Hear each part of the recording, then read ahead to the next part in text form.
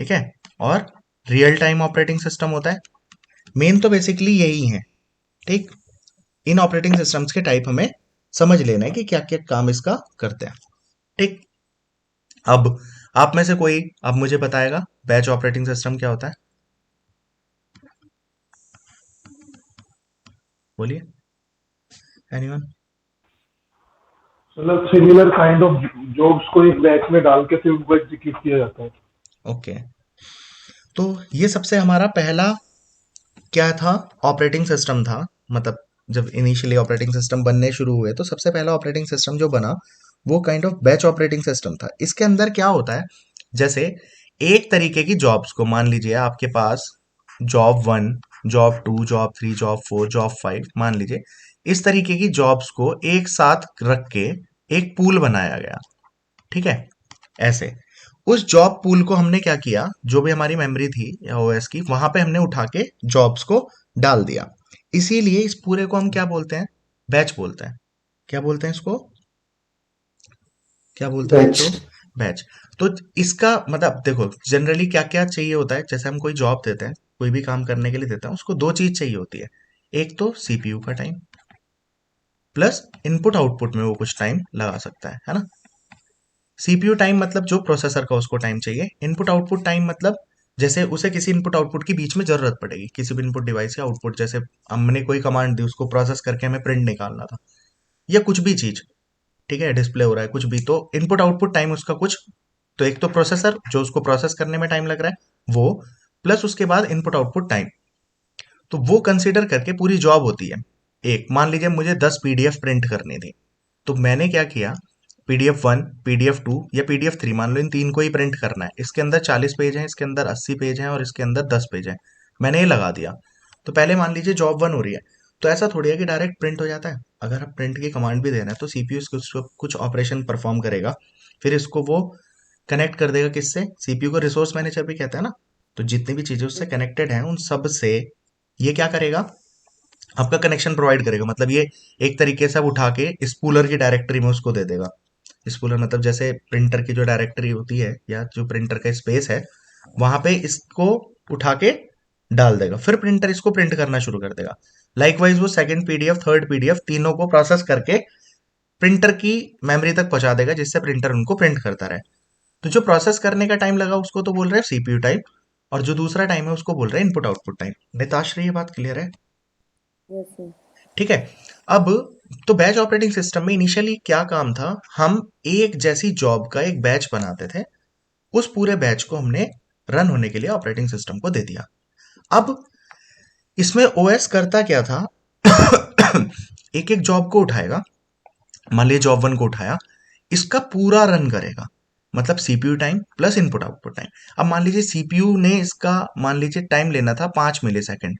ठीक है। और प्रिंट होने में लग रहे हैं इसको मान लीजिए 10 सेकेंड।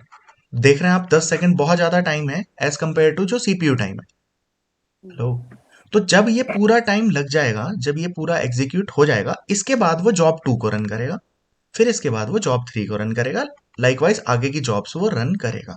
ये बात समझ में आती है बैच ऑपरेटिंग सिस्टम में काम क्या होता था? जी सर। मेरे ख्याल से देखो, अब इसकी कितनी थ्योरी पढ़े जाओ, कोई पढ़े जाओ, जो काम की बात है वो मैं आपको बता रहा हूँ। ठीक है। अब इसके अंदर क्या प्रॉब्लम थी, तो सबसे पहली बात इसकी प्रॉब्लम क्या थी वो हमें डिस्कस करनी है। उन्हीं प्रॉब्लम्स को दूर करने के लिए हमने कौन सा ऑपरेटिंग सिस्टम लाए थे, नेक्स्ट वाला, मल्टी प्रोग्रामिंग ऑपरेटिंग सिस्टम। तो बैच ऑपरेटिंग सिस्टम में प्रॉब्लम क्या थी? सबसे पहली प्रॉब्लम तो इसकी थी कि हमारी थ्रोपुट बहुत ज्यादा रिड्यूस हो रही थी, क्योंकि ओएस की जो एक तरीके से आप कहो यूटिलाइजेशन बहुत कम थी। यूटिलाइजेशन कम थी मतलब इज वेरी लेस। हेलो, ये बात समझ में आ रही है? तो अगर इससे हम हाँ बात सर। करें, थ्रोपुट डिक्रीज हो जाती है। अब पहली बात तो थ्रोपुट बहुत इंपॉर्टेंट टर्म है, बहुत ज्यादा इंपॉर्टेंट मेरे हिसाब से, वेरी वेरी इंपॉर्टेंट टर्म है ये, है ना। थ्रोपुट क्या होती है, क्या होती है Nitashree throughput?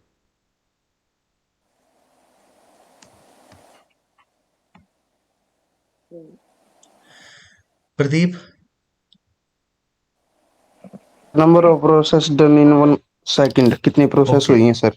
Okay. Number of processes executed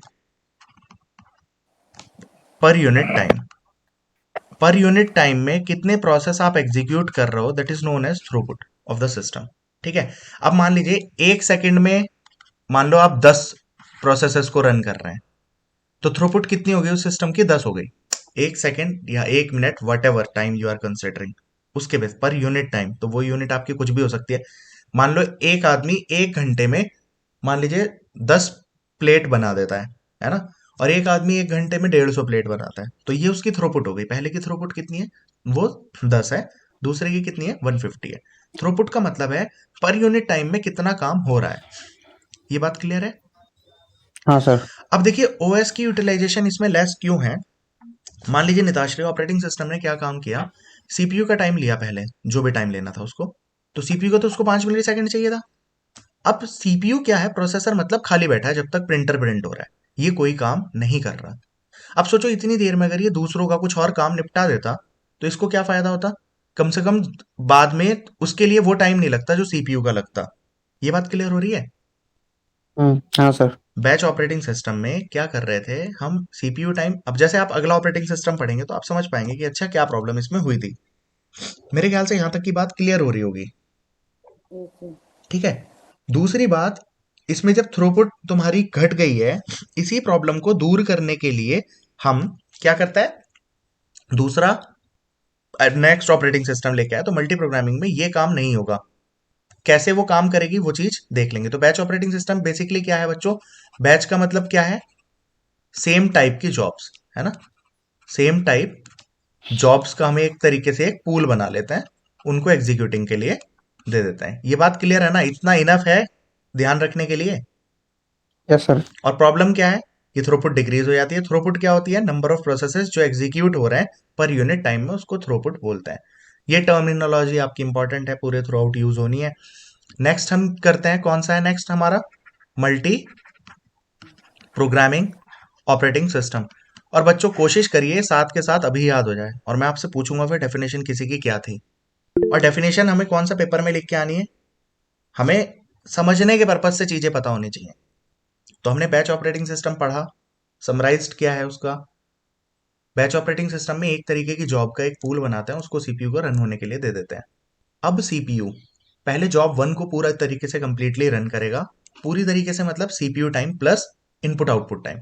जब ये पूरी जॉब प्रोसेस होकर निकल जाएगी, तब वो नेक्स्ट जॉब को उठाएगा प्रोसेसिंग के लिए, फिर उसको प्रोसेस करेगा, मतलब CPU time plus input output time, then वो थर्ड को लेगा। अब इससे प्रॉब्लम क्या हो रही है? थ्रूपुट बहुत ज्यादा घट जाएगी, क्योंकि इन दोनों में ही टाइम लग रहा है। क्लियर हो गई बात? तो यही इसकी प्रॉब्लम थी। इस प्रॉब्लम को दूर करने के लिए मल्टी प्रोग्रामिंग ऑपरेटिंग सिस्टम हम लेके आए। किस तरीके से ये काम कर रहा है ये देखोगे, आपको खुद समझ में आ जाएगा। मान लीजिए बच्चों ये है आपकी मेमोरी, तो मेमोरी के अंदर ही मेन मेमोरी, आपको पता है मेन मेमोरी यानी रैम, सारा काम तो इसी के अंदर हो रहा है ना। यहीं पे आपका ऑपरेटिंग सिस्टम भी लोडेड रहता है। बच्चों हम जैसे फोन यूज करते हैं ना, मान लिया हमारे फोन में 8 GB रैम है। पहले फोन आते थे तो मान लो 1 GB रैम आ रही है, ठीक। तो रैम क्लियर करने के लिए आता है ना कि क्लियर रैम, आप जैसे जैसे खोलते हाँ रहते हैं सर। एप्लीकेशंस, तो यहाँ पे आपको दिखेगा कि मान लीजिए रैम में 700 MB बिजी है और मान लीजिए 300 MB फ्री है, काइंड ऑफ ऐसा लिखा आ रहा है। आप क्लियर करते हैं कैश या समथिंग, तो या मान लो कुछ एप्लीकेशंस को आपने रिसेंट वाले में से हटा दिया, तो कुछ और रैम फ्री हो जाती है। आप सारी हटा दो तो बिल्कुल जीरो हो जाती है। क्या 1000 MB फ्री का भी लिखा देखा है ऐसा? या वन नहीं जीबी सर। फ्री, अगर 1 GB टोटल है? नहीं। क्योंकि जब आप ऑपरेटिंग, आप फोन को स्विच ऑन कर लीजिए चाहे ऑफ करके, जब भी आप देखेंगे ना तब भी आपको ऐसा दिखेगा, अगर 1 GB है तो, कि मान लीजिए 300 MB या कुछ यूज्ड है। वो क्यों है? क्योंकि सबसे पहले बूटिंग का प्रोसेस होता है, और बूटिंग में क्या होता है, जो आपका ऑपरेटिंग सिस्टम है उसको आप लोड कर लेते हैं किसमें? मेन मेमोरी यानी रैम में। तो हमेशा मेन मेमोरी में ऑपरेटिंग सिस्टम तो पड़ा ही है, वो वर्क कर रहा है, तो कुछ पार्ट ऑफ मेन मेमोरी तो ऑपरेटिंग सिस्टम लेके ही रखता है। ये बात क्लियर हो गई भाई सबको? ये तो पता ही होगा, ये हाँ बेसिक सर। बात थी। ठीक है। तो यही मैंने यहाँ पे बनाया छोटा सा कि ऑपरेटिंग सिस्टम यहाँ पे पड़ा है। ठीक है। अब मान लीजिए, अब जो आप जॉब्स क्रिएट करते हैं, जो रैम में क्या होता है, रैम को हम मेन मेमोरी क्यों बोलते हैं बच्चों? आपने पढ़ा है ना, मेमोरी में हम सी पढ़ते हैं ब्लॉक डायग्राम ऑफ कंप्यूटर, तो उसके अंदर क्या होता है, एएलयू है सीपीयू के अंदर, मेमोरी यूनिट है ना, और कंट्रोल यूनिट है। मेमोरी यूनिट में हम पढ़ते हैं, मेमोरी यूनिट दो तरीके की होती है, प्राइमरी मेमोरी और secondary memory. Primary memory RAM और रोम हो गई। इसे प्राइमरी क्यों बोल रहे हैं? क्योंकि अगर ये नहीं, अगर सेकेंडरी मेमोरी नहीं है आपके सिस्टम में, हार्ड डिस्क नहीं है, स्टिल सिस्टम काम करेगा या नहीं करेगा? बहुत सारे डिस्कलेस कंप्यूटर भी होते हैं, उनके अंदर डिस्क नहीं है स्टोरेज के लिए, बट स्टिल काम कर रहे हैं। भाई डिस्कलेस कंप्यूटर तो देखे ही होंगे ना, जैसे सर्वर है, सर्वर से केवल हमने नोड्स अटैच कर रखे हैं, मेमोरी सिर्फ सर्वर के पास है, इसलिए ये काम कर रहे हैं, मेमोरी तो यहाँ से ले रहे हैं, तो सर्वर का कुछ पॉइंट ले रहे हैं, बाकी सब चीज स्टोरेज तो यहाँ पे कर रहे हैं। तो प्राइमरी मेमोरी यानी रैम का काम क्या होता है? जो प्रोसेस करने के लिए चीजें चाहिए वो तो इनके पास होती है ना, यानी रैम तो हम्म। चाहिए ही चाहिए, क्योंकि ऑपरेटिंग सिस्टम जो भी काम कर रहा है वो किसके बेसिस पे कर पा रहा है? रैम के बेसिस पे। मतलब रैम जितनी होगी उतना इफिशिएंटली वो काम कर पाएगा मेन मेमोरी। जिस भी चीज पे आप क्लिक करते हैं पहले वो कहाँ जाएगी? मेन मेमोरी में, तब वो उस चीज के ऊपर काम कर पाएगा। अगर आप सेकेंडरी मेमोरी में भी चीज पढ़िए तो डेटा पहले कहाँ शिफ्ट होता है? मेन मेमोरी में। और हम ये पूरा देखेंगे, मेन मेमोरी से आगे कहाँ जाता है? वो कैश में। ये आगे आगे बाय द टाइम जैसे जैसे हम इवॉल्व हुए हैं, तो ऐसे ऐसे हमारा काम फास्ट होना शुरू हो गया ना। तो सेकेंडरी मेमोरी से हाँ सर। बेसिकली डेटा कहाँ जाता है? मेन मेमोरी में। मेन मेमोरी से फिर डेटा जाता है कैश में, और कैश से कौन लेता है? सीपीयू। ठीक है, ये पूरा प्रोसेस है जिसके तहत काम होता है। ये मेमोरी हायरार्की होती है, आप लोगों ने पढ़ा होगा, इसके ऊपर भी क्वेश्चंस आ जाते हैं। और प्लस ऑपरेटिंग सिस्टम में ये चीज आप अच्छे से देख पाएंगे, यहाँ से यहाँ पे डेटा कैसे ट्रांसफर होता है, यही होता है पेजिंग सेगमेंटेशन वगैरह के थ्रू। और जो यहाँ पे सारा डेटा ट्रांसफर होता है that means main memory to cache, ये आपका डेटा ट्रांसफर होगा ऑन द बेसिस ऑफ, जब आप कंप्यूटर ऑपरेट ऑर्गेनाइजेशन पढ़ेंगे उसके अंदर कैश की, कैश का चैप्टर है पूरा कैश मेमोरी का, तो वहां पे किस तरीके से ट्रांसफर होता है तो वो वहां पे देखेंगे। ठीक है, यानी अब चीज क्या है, कोई भी चीज रन होने के लिए वो कहाँ पे आती है? मेन मेमोरी में आती है। ठीक है, अब हम वापस आते हैं अपने टॉपिक पे। मल्टी प्रोग्रामिंग ऑपरेटिंग सिस्टम क्या होता है? देखिए मल्टी प्रोग्रामिंग ऑपरेटिंग सिस्टम में क्या है, इसमें भी बहुत सारी जॉब्स हैं, मान लो J1 J2 J3 J4 J5 J6, जो आपने जो मतलब जिस पे डबल क्लिक कर रहे हो किस में आ गया? मेन मेमोरी में आ गया। ठीक है, बट यहाँ पे बच्चों एक डिफरेंस है। जैसे मान लीजिए आप जॉब वन को जब एग्जीक्यूट करते हैं, तो मान लो ये सीपीयू है हमारा, जॉब वन को एग्जीक्यूट करने के लिए आपने भेजा। अब हर जॉब के पास दो तरीके के काम होते हैं, एक तो कुछ सीपीयू का टाइम होता है और कुछ किसका टाइम होता है? किसका टाइम होता है बच्चों? कुछ इनपुट उसका इनपुट आउटपुट इनपुट में जो आउटपुट। उसको टाइम बिताना है ना। अब मान लीजिए J1 आया, उसको J1 ये प्रिंट वाला ही काम था कुछ। ठीक है, तो इसको सीपीयू का कितना मिली सेकंड चाहिए था? 5 मिली सेकंड। तो जब ये 5 मिली सेकंड में इसने कुछ काम निपटाया, अब ये कहाँ चला गया? प्रिंटर के पास। तो जब ये मेन मेमोरी से बाहर जाएगा, ठीक है, शुरुआत में क्या हुआ हमने, मतलब देखो अब मेन मेमोरी में कई सारे पड़े हैं, तो इनमें से कोई एक उठा के हम किसको देंगे? सीपीयू को देंगे। अब कौन से को उठाते हैं वो सीपीयू शेड्यूलिंग में पढ़ेंगे हम, है ना। जैसे first come first serve CPU scheduling क्या कहती है, इनमें से मान लो 4 पड़े हैं, तो किसको हम सबसे पहले सीपीयू को देंगे? जो सबसे पहले आया था। क्लियर है भाई? अगर हम हाँ सर। ये 5 या 6 पढ़े थे, हम CPU scheduling first come first serve ना चला के हम चला रहे होते शॉर्टेस्ट जॉब फर्स्ट। तो जिसकी सबसे कम, मान लो किसी को 10 सेकंड का काम है, किसी को 20 का, किसी को 50 का, किसी को 5 का, तो हम 5 वाले को पहले देंगे, वो शॉर्टेस्ट जॉब फर्स्ट कहता है। प्रायोरिटी शेड्यूलिंग लगी होती तो on the basis of priority करते हैं। ये बात समझ में आ रही है ना कि सीपीयू को किसको उठा के देंगे? तो अभी हम नेक्स्ट चैप्टर पढ़ेंगे सीपीयू शेड्यूलिंग, तो वहां पे और डिटेल में क्लियर हो जाएगी। फिलहाल मल्टी प्रोग्रामिंग ऑपरेटिंग सिस्टम में हम क्या कर रहे हैं, जो हमारे पास मेमोरी है उसके अंदर जितने हमारे ओएस पड़े हैं, मतलब काम पड़े हैं, उनमें से किसी एक जॉब को हम किसको दे देंगे? सीपीयू को। अब इसका सीपीयू टाइम खत्म हो गया, मान लो इसको 5 मिली सेकंड का ही काम था, जैसे ही ये जॉब बाहर जाएगी, तो जैसे ही J1 अगर बाहर जा रहा है, तो ये यहां से कोई और जॉब उठाएगा और उसको कहां पे ले आएगा? यहाँ पे ले आएगा, यानी J2 आ गया या J3 वाट एवर। अगर हम शॉर्टेज जॉब फर्स्ट लगा रहे हैं तो इसके बाद जिसका भी नंबर होता उसको अंदर ले आता। ये बात क्लियर है ही ना? है ना? Yes sir. निराश्री क्लियर है ये बात? Yes sir. तो मल्टी प्रोग्रामिंग ऑपरेटिंग सिस्टम में क्या हो रहा है, हम सीपीयू को खाली नहीं छोड़ने रहने दे रहे। जैसे पहले वाले में प्रॉब्लम ही क्या थी, एक तरीके से सीपीयू मोस्टली आइडल था। बोलिए बच्चों, सीपीयू बहुत फास्ट काम करता है ना। स्पीड होती है इनपुट आउटपुट डिवाइसेस की कम, प्रोसेसर की बहुत फास्ट स्पीड होती है। अब सोचो प्रोसेसर ने तो काम निपटा दिया 1 नैनो सेकंड में, और उसके बाद 10 सेकंड वो खाली बैठा है, क्योंकि इनपुट आउटपुट में मान लो 10 सेकंड लगने थे।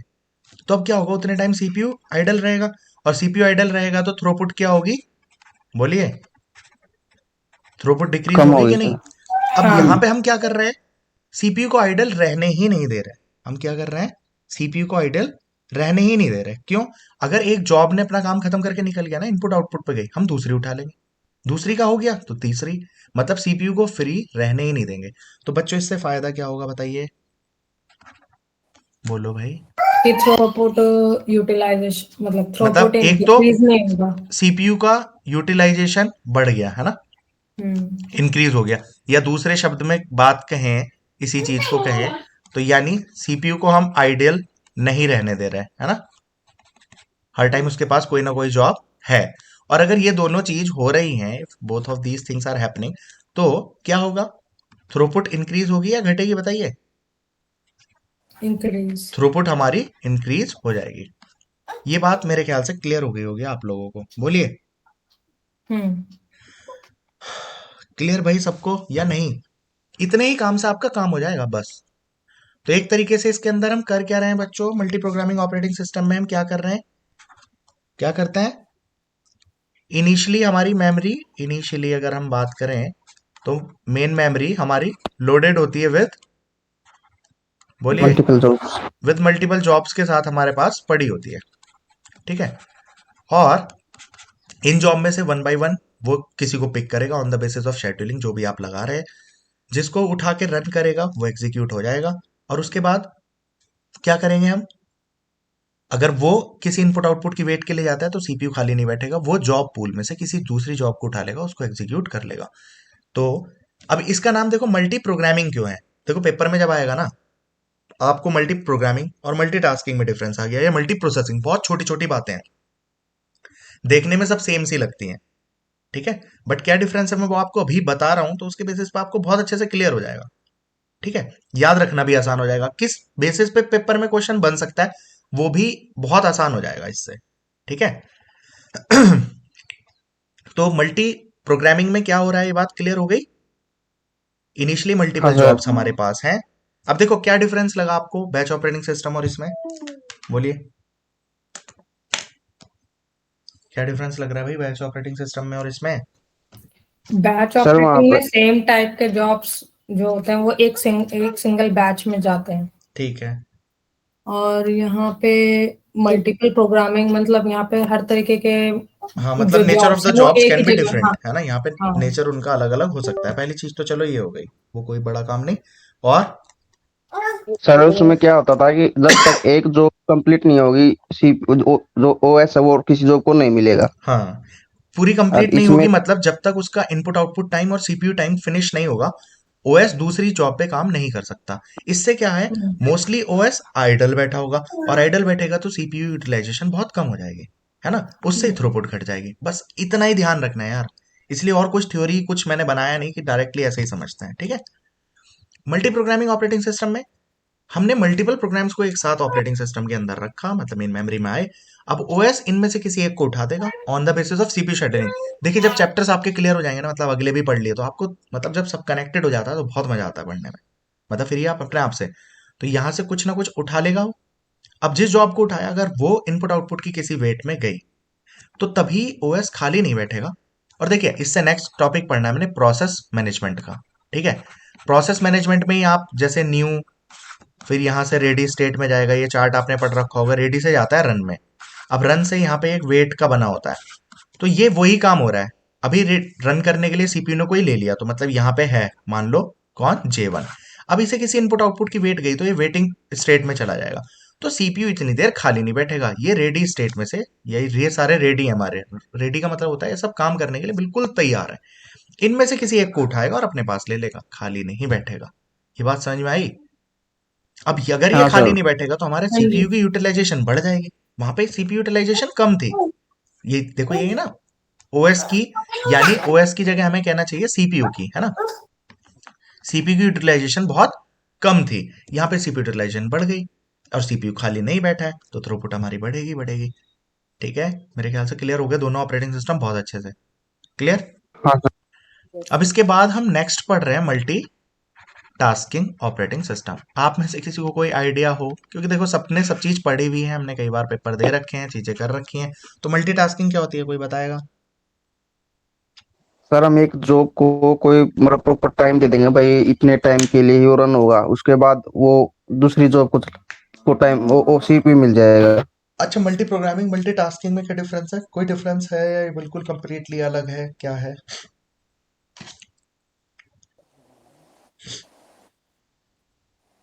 टाइम टाइम की बाउंडेशन हो जाती है सर बस मल्टीटास्किंग में। अच्छा, बाकी मल्टी प्रोग्रामिंग जैसा ही है।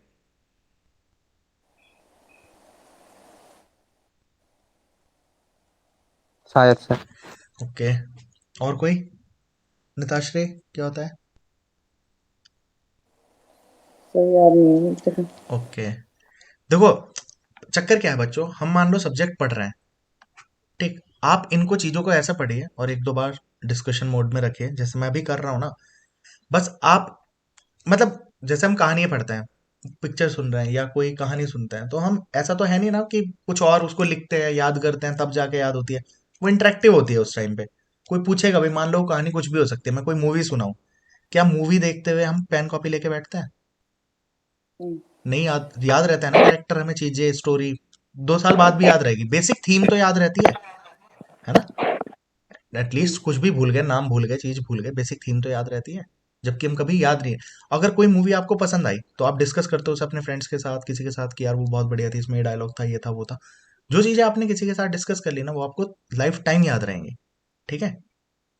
तो और जो चीज आपने समझ के देख रखी है, ऐसा नहीं है कि बिल्कुल गायब ही हो जाती है वो मूवी। मैं कह रहा हूँ आपने डिस्कस ही नहीं करी, मूवी देख के आए, फिर भी स्टिल आपको चीज तो ध्यान रहती है, कभी किसी ने पूछ लिया तो आपको पता तो है ना मूवी में हुआ क्या था या क्या नहीं था।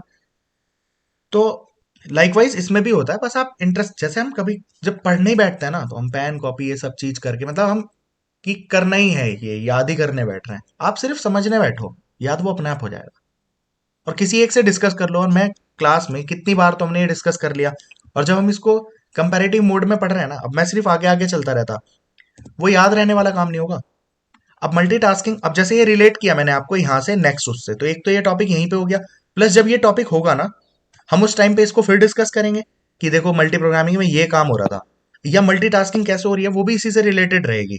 ठीक है? या मल्टी प्रोसेसिंग भी, सब में बहुत छोटा छोटा डिफरेंस है। बट वो छोटा छोटा डिफरेंस पता है कब रहता है? अगर आप चीजों को एनालाइज करके पढ़ रहे हैं। हर चैप्टर आपस में कनेक्टेड है, ये थोड़ी है पहला चैप्टर हो गया दूसरे को मतलब नहीं है। सारे चैप्टर्स, और इवन आप, हम जितने भी सब्जेक्ट्स पढ़ रहे हैं सारे कंप्यूटर के बारे में है या नहीं है, बताइए? यस। और भाई हम, कंप्यूटर तो एक डिवाइस हो गई ना। हम जितने भी सब्जेक्ट्स पढ़ रहे हैं, प्रोग्रामिंग हो गया, ऑपरेटिंग सिस्टम हो गया, या हम डिजिटल इलेक्ट्रॉनिक्स पढ़ेंगे, है ना, या कंप्यूटर नेटवर्क है, सारे काम तो आपके कंप्यूटर में ही हो रहे हैं।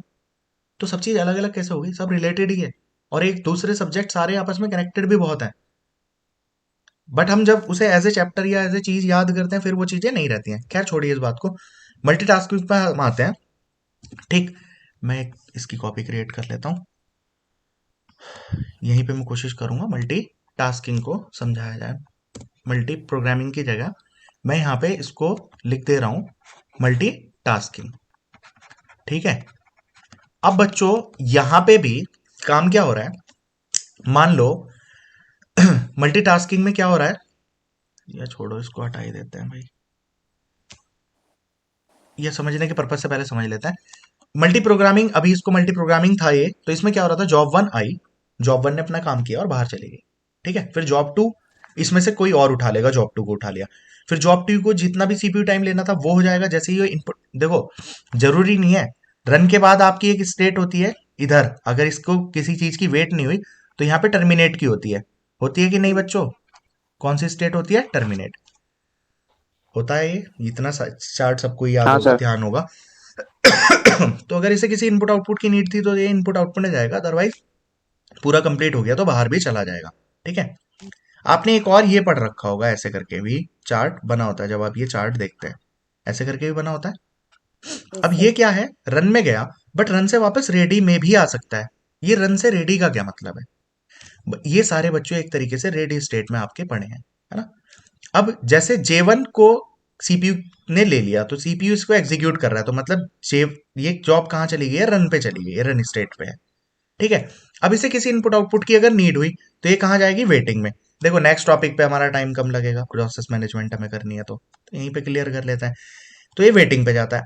अगर मान लो इसका कोई इनपुट आउटपुट टाइम था ही नहीं, इसे सिर्फ सीपीयू का टाइम चाहिए था, तो ये यहीं से इसका काम खत्म हो गया, तो ये यहीं से क्या हो जाएगा, टर्मिनेट।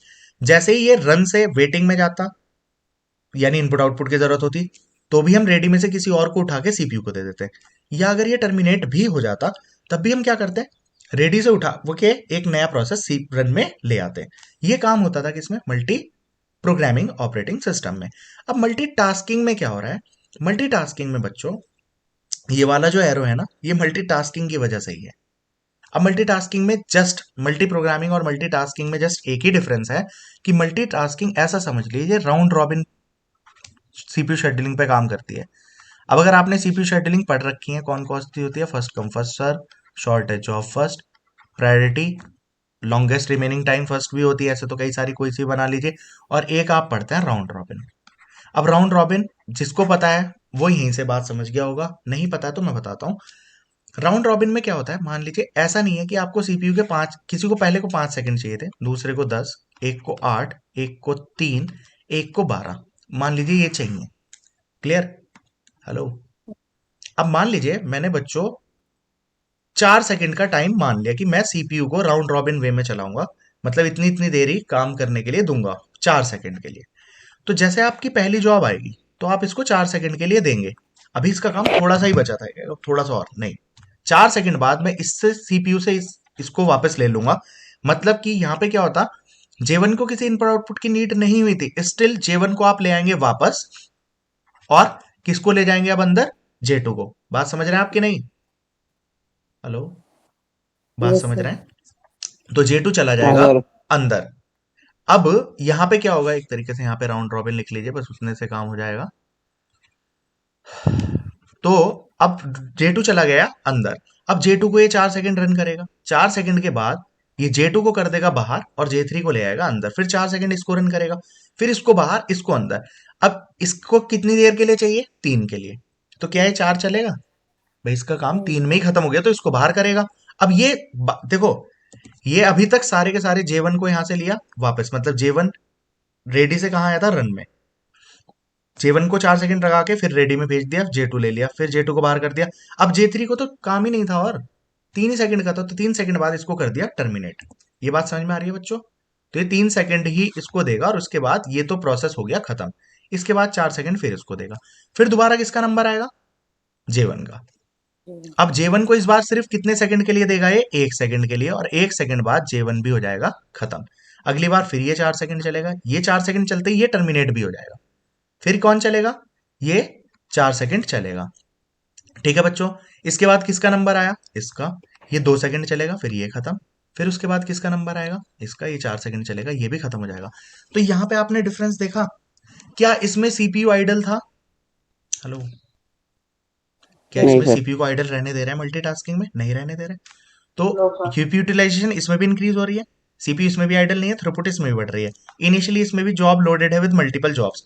मैंने क्या कहा, मल्टीटास्किंग में आपको सेम लाइक किसके जैसा होता है, मल्टीटास्किंग ऑपरेटिंग सिस्टम सेम होता है किसका, round robin. Multi programming operating system की तरह। सिर्फ क्या डिफरेंस है, ओनली वन डिफरेंस, कि ये किसको फॉलो करता है, राउंड रॉबिन एल्गोरिथम को। That's it, nothing else. समझ में आ गई, ये नहीं आया, आ गया सर। आ गया ना सबको, बोलिए भाई। भाई क्लियर हो गया मल्टीटास्किंग ऑपरेटिंग सिस्टम क्या होता है। और जब आप सीपीयू शेड्यूलिंग पढ़ लेंगे आपको और अच्छे से क्लियर हो जाएगा प्रोसेस मैनेजमेंट के बाद भी। तो मल्टीटास्किंग में और मल्टी प्रोग्रामिंग में और मल्टीटास्किंग में क्या डिफरेंस है, केवल यही डिफरेंस है। अब देखो मल्टीटास्किंग नाम क्यों रखा, आपको लग रहा है आप मल्टीपल टास्क एक साथ कर रहे हैं। जैसे हमें सीपीयू हम खोल के रखते हैं, वो स्विचिंग इतनी फास्ट कर रहा है ना, आपने 4 जॉब्स को लोड कर भी रखा है, तो सीपीयू उनमें स्विचिंग इतनी फास्ट कर रहा है, हमें लग रहा है सारी पैरेलली चल रही है, बट पैरेलली नहीं चलता। चाहे नैनो सेकंड भी अलग हो रहा हो काम, बट एक टाइम पे सीपीयू, अगर आपका कैसा है, देखो अगर आपके पास मल्टी प्रोसेसिंग ऑपरेटिंग सिस्टम नहीं है, अब नेक्स्ट हम वही पढ़ रहे हैं, multi processing operating system. Multi processing का मतलब क्या है, आपके पास प्रोसेसर ही मोर देन वन है। जैसे क्वाड कोर प्रोसेसर है तो उसके अंदर क्वाड का मतलब क्या है, बोलिए, 4। तो यानी 4 कोर है उसमें ओएस की, तो वो पैरेलली 4 चला सकता है एक साथ। ऑक्टा कोर है तो 8 चला सकता है एक साथ। समझ आ रही है? तो मल्टी प्रोसेसिंग ऑपरेटिंग सिस्टम में क्या है, आपके पास प्रोसेसर ही मोर देन वन है। क्या है हमारे पास? प्रोसेसर ही मोर देन वन है, मोर देन वन। बस यहां पे यार समझ में आ रहा है बच्चों? डिफरेंस ऐसे ही आता है। जैसे क्वेश्चन ये आ गया कि in which one of the following, या multi programming operating system is, और नीचे 4 ऑप्शन दे रखे हैं। तो multiple jobs are loaded initially in the RAM, या फिर सेकंड कुछ और दे देगा। Third, we are having more than one processor, है ना, ये चीजें। तो मल्टी प्रोग्रामिंग में क्या होता है कि इनिशियली हम मल्टीपल जॉब्स को एक साथ लोड करके रखते हैं, और यूनी प्रोसेसिंग है वहां पे इसकी बात नहीं कर रहे हैं। ठीक है? मल्टी प्रोसेसिंग का कभी भी आएगा तो कि एक से ज्यादा प्रोसेसर हैं हमारे पास, तो वो क्या कहलाएगा? मल्टी प्रोसेसिंग कहलाएगा। अब जैसे जैसे यहाँ पे काम हो रहा था मल्टी प्रोग्रामिंग में, तो हमारे पास अब जैसे सीपीयू एक था, यहाँ पे क्या है, मान लो 4 सीपीयू है। हेलो? तो अगर 4 सीपीयू होंगे तो सीपीयू यूटिलाइज, तो वहां पे अगर हम मल्टी प्रोग्रामिंग में चलाएंगे उसको, तो फायदा ही होगा ना भाई। चारों में जो खाली है उसके अंदर पहुंचा देंगे और वहां से बाहर निकल जाएगा जब काम हाँ होता सर। रहेगा तो। बट थ्रूपुट इसमें इंक्रीज होगी कि नहीं होगी? थ्रूपुट तो इसमें भी बहुत होगी। और सीपीयू जब हाँ ज्यादा सर। बढ़ गया तो थ्रूपुट, पहले तो एक इंसान था काम करने के लिए, अब काम करने के लिए 4 इंसान लगा दिए हमने। पहले अगर 10 आदमी आ भी रहे तो इस एक के ही पास आ रहे थे, अब 10 आदमी आएंगे भी, अगर ये बिजी है तो इस पे चले जाएंगे, कोई और आए ये भी, ये दोनों बिजी है तो इस पे चले जाएंगे, तीनों बिजी हैं इस पे चले जाएंगे। अब अगर और कोई आएंगे तो अभी तो चारों काम कर रहे हैं ना, तो जब इनमें से कोई फ्री होगा उसके पास भेज देंगे। तो इसमें भी हमारी थ्रूपुट क्या है जी भाई? ये तो जाहिर सी बात है ना, थ्रूपुट भी अच्छी होगी और आइडल टाइम भी कम होगा। ठीक है?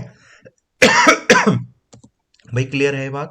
और हाँ मल्टीटास्किंग सर। में जैसे इकलौता डिफरेंस है यहाँ पे मैं लिख देता हूं, हाई रेस्पॉन्स टाइम। हाई क्या हो जाएगा? Response response time. टाइम। अब ये क्या होता है, अभी हम जब सीपीयू शेड्यूलिंग पढ़ेंगे ना, टाइम पढ़ेंगे कि मान लो वेटिंग टाइम क्या होता है, टोटल वेटिंग टाइम क्या हो रहा है, ठीक है, और टर्न अराउंड टाइम क्या होता है, और रेस्पॉन्स टाइम क्या होता है। वहां पे आप ये चीज समझेंगे रेस्पॉन्स टाइम का मतलब क्या है। तो अभी ये हाई रेस्पॉन्स टाइम आपने पढ़ लिया, इसमें रेस्पॉन्स टाइम कम होता है मल्टीटास्किंग में। डिफरेंस क्या है वो अभी आपको समझ में आ जाएगा जब आप रेस्पॉन्स टाइम का मतलब समझेंगे। बच्चों रेस्पॉन्स टाइम का अच्छा मतलब क्या होता है यही समझ लेते हैं, क्योंकि वहां पे फिर ये चीज नहीं समझनी पड़ेगी। हेलो? हाँ सर। देखो मैं यहाँ पे आपको समझाता हूँ, इसको बैंक के तरीके से लीजिए। इस आदमी को, प्रदीप, बैंक में 5 मिनट का काम था, इसको 10 मिनट का, इसको 8 का, इसको 3 का, इसको 12 का। ये सारी चीजें हमें सीपीयू शेड्यूलिंग में समझनी थी। बट यहाँ पे देख लीजिए, जब डिफरेंस यहीं पे कर रहे हैं, यहाँ पे क्लियर, वहां पे रिविजन हो जाएगा। तो इसको कितनी देर का काम था? 5 का। 5 का सर। इसको 10 का, इसको 8 का, इसको 3 को, इसका 12 का। हमने इनका, ये सिर्फ सीपीयू टाइम है, हमने लिखा ही नहीं इनका इनपुट आउटपुट टाइम क्या था। नहीं था तो टर्मिनेट हो जाएगा, और था तो क्या होगा? वहां पे चला जाएगा स्टिल। तो निताशनी मुझे ये बता भैया, ये प्रोसेस 4 है, P4 को पहुंचने में, मतलब P4 को रेस्पॉन्स टाइम का मतलब होता है जब आपको पहला रेस्पॉन्स मिलता है तब। जैसे बैंक में हम बात करें, बैंक वाला किस काम पे कर रहा है? मल्टी प्रोग्रामिंग से कर रहा है। किससे? मल्टी प्रोग्रामिंग से। हेलो? मल्टी प्रोग्रामिंग और मल्टीटास्किंग का डिफरेंस यहाँ पे समझा भी देता हूँ। बैंक वाला मल्टी प्रोग्रामिंग ऑपरेटिंग सिस्टम के मोड में काम कर रहा है, तो वो क्या करेगा? पहली जॉब को लेगा, इसको रन करेगा। अब इसका जो भी, मान लो ये कैशियर है, तो जो भी इसका कैश का काम था बैंक में, तो इसे और भी 50 काम हो सकता है ना। ये कैश वाली लाइन की हम बात कर रहे हैं, इसने कितना टाइम लगेगा इसको? 5 मिनट। मान लो इसको 5,000 रुपए निकालने थे, तो उतना काउंट करने में मान लो 5 मिनट लगे। इसने इसका काम कर दिया और इसके बाद इसको भगा दिया बाहर। अब नेक्स्ट वाले को लेगा, इसको ज्यादा पैसे निकालने थे, तो इसको कितना टाइम लगेगा? 10। तो इसको पहली बात, इसका रेस्पॉन्स टाइम की अगर मैं बात करूं, तो इसका रेस्पॉन्स टाइम कितनी देर बाद है भाई? हेलो? सबका रेस्पॉन्स टाइम और काउंट कर रहा हूं मैं, रेस्पॉन्स टाइम और वेटिंग टाइम।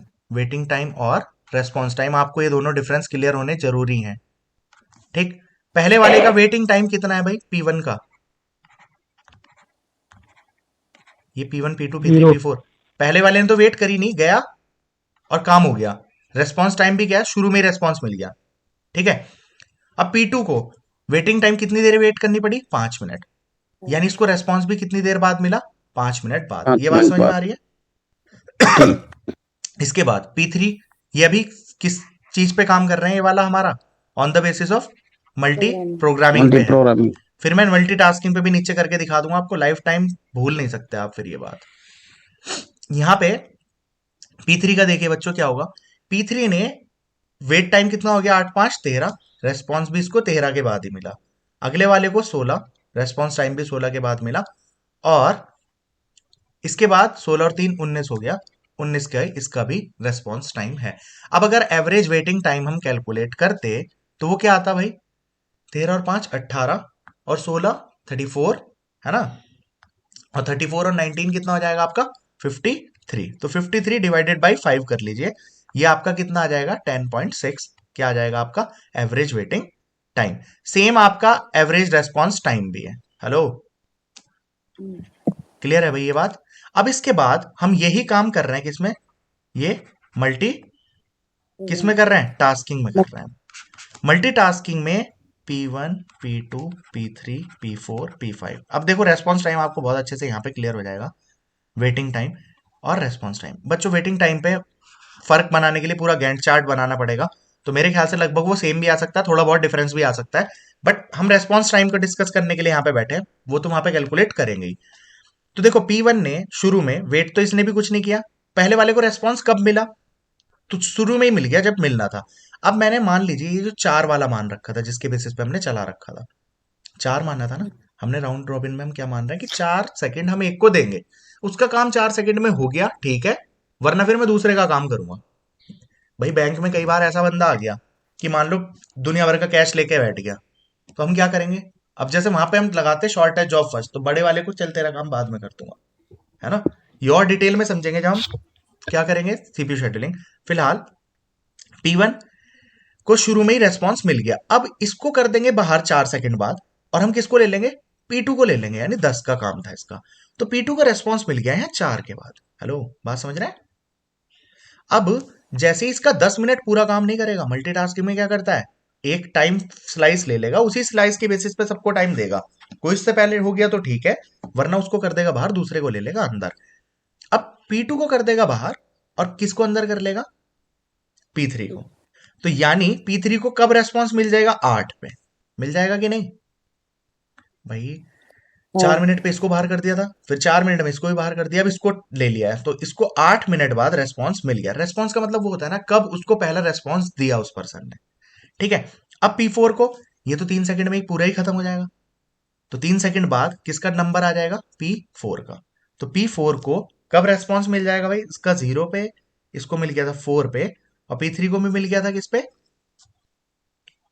8 पे मिल गया था, है ना। अब हाँ सर। P4 को रेस्पॉन्स कब मिलेगा भाई, 11 पे। 11 पे पहला रेस्पॉन्स मिल जाएगा। तो ये हो गया ना भाई, पहले वाले को 0 पे मिला, इसको 4 पे मिल गया, और इस वाले को 8 पे मिल गया था। 8 पे कहाँ मिल गया तीन बच्चों, निकले। इस वाले को 12 पे मिलेगा ना, P2 को, है ना। पहले वाले को 0 पे मिला, इस वाले को 4 पे, इस वाले को 8 पे, और इसका कितना आएगा तीसरे वाले का, हाँ इसका 12 ही 0 है, आएगा। इसका 4 के बाद इसको मिल गया है, इसको 8 पे मिल गया है, और इसको जब ये वाला खत्म होगा तब अगले वाले को रेस्पॉन्स दे रहा है ना। हाँ, तब 15 पे मिलेगा अगले। हाँ यार, हम गड़बड़ कर रहे हैं क्या कुछ भाई, पहले वाले को रेस्पॉन्स कब मिल गया है, 0 पे मिल गया, जब इसको 4 मिनट काम खत्म कर देंगे तब दूसरे को देंगे, यानी इसको कितने पे मिल रहा है, 4 सेकंड पे रेस्पॉन्स मिलेगा। P3 को कब रेस्पॉन्स मिलेगा, 8 सेकंड बाद पहला रेस्पॉन्स मिला है। P4 को पहला रेस्पॉन्स मिला है 12 पे।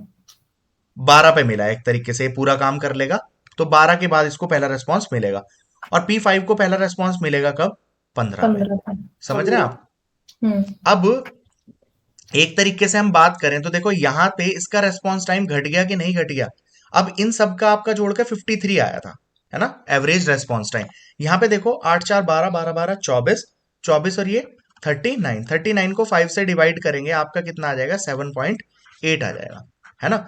यहाँ पे एवरेज रेस्पॉन्स टाइम कितना था 10.6, यहाँ पे एवरेज रेस्पॉन्स टाइम कितना हो गया 7.8, तो रेस्पॉन्स टाइम इसमें बढ़ जाता है, यही फायदा है बस। मतलब हाई रेस्पॉन्स टाइम का मतलब क्या है, रेस्पॉन्स जल्दी मिल रहा है, अगर वैसे काम करें तो रेस्पॉन्स टाइम घट जाता है, समझ रहे हो। हेलो, भाई रेस्पॉन्स टाइम पहले क्या था, अब ये हाई रेस्पॉन्स टाइम यहाँ इस टर्मिनोलॉजी में लिखा था कि रेस्पॉन्स टाइम मतलब उसको जल्दी रिस्पॉन्स मिलना शुरू हो जाता है। ठीक है, क्लियर हो गई भाई ये बात। मल्टी प्रोसेसिंग हाँ में ये सर। सारी चीजें खुद हो ही जाएंगी। इसके बाद मल्टी प्रोसेसिंग में समझ गया ना, प्रोसेसर एक से ज्यादा है तो भाई ये तो इफिशिएंट भी बहुत ज्यादा होगा, है ना। इसमें थ्रूपुट भी भाई नॉर्मल वाले की कंपैरिजन में तो बड़ी ज्यादा ही होगी। यस बोलिए। सर। ठीक है, अब इसके बाद नेक्स्ट वाला आ गया आपका कौन सा, रियल टाइम ऑपरेटिंग सिस्टम। इसके ऊपर क्वेश्चन बन जाता है, तो डायरेक्ट वाली बात कर रहे हैं। ये दो तरीके का होता है, hard real time operating system और soft real time operating system. Real time OS वो होते हैं जहां पे ना डिले एक्सेप्टेड नहीं है, डिले एक्सेप्टेड नहीं है, उनको रियल टाइम ऑपरेटिंग सिस्टम बात करते हैं। जैसे जैसे मान लीजिए फॉर एग्जांपल आपको मिसाइल लॉन्च करनी है ना, जैसे हार्ड और सॉफ्ट में ही आ जाएगा ये डिफरेंस। तो क्या आपके पास मान लीजिए रियल टाइम ऑपरेटिंग सिस्टम में आपको क्या बताया मैंने कि डिले एक्सेप्टेड नहीं होती, मतलब डिले को आप एक्सेप्टेड नहीं करते। अब जैसे मान लीजिए आपको मिसाइल लॉन्च करनी है निताश्री, तो क्या मिसाइल लॉन्च करने के लिए जब हम ऑपरेटिंग सिस्टम यूज कर रहे हैं वहां पे हम रियल टाइम ओएस यूज करेंगे। मतलब अगर वो 10 सेकंड बाद लॉन्च होनी है ना, तो वो 10 सेकंड बाद होनी चाहिए। वो काउंटिंग भी शुरू कर देता है ना, 10 9 8, फिर वो 0 0 पे लॉन्च होनी चाहिए ना। अब मान लो 0 के बाद उसने 1 सेकंड और भी ले रहा है, क्या आप उसको एक्सेप्ट करते हैं? हेलो, नहीं। नहीं करते ना। तो जैसे hard real time operating system क्या है, माइनर डिले भी, delay is also not accepted, मतलब इसमें तो डिले चाहिए ही नहीं बिल्कुल भी। जिस टाइम पे वो काम होना चाहिए था उसी टाइम पे वो काम होना चाहिए। अब अच्छा, आपने किसी शॉपकीपर को पैसे ट्रांसफर किए फोन पे के थ्रू, है ना, स्कैन किया ट्रांसफर किए। कभी कभी इंस्टेंट तभी के तभी हो जाता है, कभी कभी एक आध सेकंड बफर भी ले लेता है, कभी कभी ज्यादा भी ले लेता है कि नहीं। Yes sir. तो बच्चों वो एग्जांपल है सॉफ्ट रियल टाइम सिस्टम का। तो मतलब होना तो वो तभी चाहिए था, बट सॉफ्ट में क्या है, माइनर डिले एक्सेप्टेड होती है। अच्छा अब एक बात बताइए निताश्री, आपने देखा होगा अगर मैं पेमेंट कर रहा हूं, 1 2 मिनट तो घूमा, अगर वो ट्रांजेक्शन नहीं हो पाई तो फिर ट्रांजेक्शन वो फेल ही कर देता है, फिर आप वो दोबारा करो। तो कुछ ही सेकंड का उसमें टाइम दे रखा है। वो बैंक टू बैंक या ट्रांजेक्शन टू ट्रांजेक्शन डिफर कर सकता है, बट उसके बाद वो उसको अबॉर्ट कर देता है उस ट्रांजेक्शन को। तो समझ गए, इसमें माइनर डिले एक्सेप्टेड होती है, हार्ड रियल टाइम में वो एक्सेप्टेड नहीं होती। तो अगर क्वेश्चन ऐसा बन जाए क्योंकि कौन सा टाइम के बेसिस पे ही काम करता है कि इसमें मतलब टाइम बिल्कुल नहीं चाहिए, तो हम चार ऑप्शन दे रखे हैं, मल्टी प्रोग्रामिंग, मल्टीटास्किंग, ये और रियल टाइम ऑपरेटिंग सिस्टम। तो आप आंसर क्या लगा देंगे, रियल टाइम ऑपरेटिंग सिस्टम। मेरे ख्याल से ये बात क्लियर हो गई होगी सबको। बोलिए। तो अब अगर हम इसको समराइज करें छोटा सा, तो हमारे पास बैच ऑपरेटिंग सिस्टम में क्या है, बैच में similar jobs and similar jobs को एक साथ रखा, है ना, उन सारी जॉब्स का एक पूल बनाया, उनमें से एक जॉब रन होने के लिए जाएगी तो उसमें input output time plus CPU का टाइम पूरा रन करने के बाद ही वो बाहर निकालेगा। प्रॉब्लम क्या है, सीपीयू आइडल रहता है, और सीपीयू आइडल रहेगा तो थ्रूपुट हमारी घट जाएगी, है ना। फिर इसके बाद हमने पढ़ा था multi programming OS operating system. इसमें क्या, मल्टीपल जॉब्स को एक साथ रैम में रखा। इसमें अगर कोई एक जॉब सीपीयू का काम उसका हो गया, इनपुट आउटपुट के लिए गई, तो सीपीयू वेट नहीं करता, वो दूसरी जॉब को जॉब पूल में से उठा लेगा। तो इसमें सीपीयू आइडल नहीं रहता, तो थ्रूपुट हमारी क्या हो जाती है, बढ़ जाती है ना। यही होता है ना। इसमें हमारे पास मल्टीटास्किंग आ गया। मल्टीटास्किंग का मतलब मल्टीपल टास्क हम एक साथ कर रहे हैं, इसका भी थोड़ा सा काम करते हैं, इसका थोड़ा सा, इसका थोड़ा सा, इसका थोड़ा सा, इसलिए मल्टीटास्किंग बोल रहा है। तो एक तरीके से ये राउंड रॉबिन पे काम कर रहा है, सेम है सब किसकी तरह, मल्टी प्रोग्रामिंग की तरह। और बच्चों इसमें क्वेश्चन मैं सिर्फ वही बातें बता रहा हूं जिसके बेसिस पे क्वेश्चन बनता है। इसमें क्या होता है, हाई रेस्पॉन्स टाइम, मतलब रेस्पॉन्स टाइम हमारा बहुत कम हो जाता है, ऐसा समझिए, रेस्पॉन्स टाइम हमारा डिक्रीज हो जाता है। मतलब हमें बहुत जल्दी सर्विस मिलती है, हर किसी को कम वेट करना पड़ता है, पहला रेस्पॉन्स, इनिशियल रेस्पॉन्स बहुत जल्दी मिल जाता है। This is the only thing, है ना, रेस्पॉन्स। फिर इसके बाद हमने पढ़ा कौन सा, मल्टी प्रोसेसिंग ऑपरेटिंग सिस्टम। तो इसमें हमारे पास मल्टीपल प्रोसेसर्स होते हैं, तो सारी चीजों का फायदा हो ही जाएगा। फिर हमने पढ़ा है क्या, रियल टाइम ऑपरेटिंग सिस्टम। तो रियल टाइम नाम से ही समझ में आ रहा है ना, रियल टाइम मतलब उसी टाइम पे वो काम होना चाहिए। तो ये भी दो तरीके के, हार्ड रियल टाइम और soft real time. Hard real time में क्या है, माइनर डिले भी एक्सेप्टेड नहीं है, नो। है ना, तो नॉट एक्सेप्टेड। और इसमें माइनर डिले चल जाएगी थोड़ी बहुत, है ना, ज्यादा डिले होगी तो ये भी उस ट्रांजेक्शन को अपॉर्ड कर देता है। मेरे ख्याल से बात क्लियर हो गई होगी भाई सबको।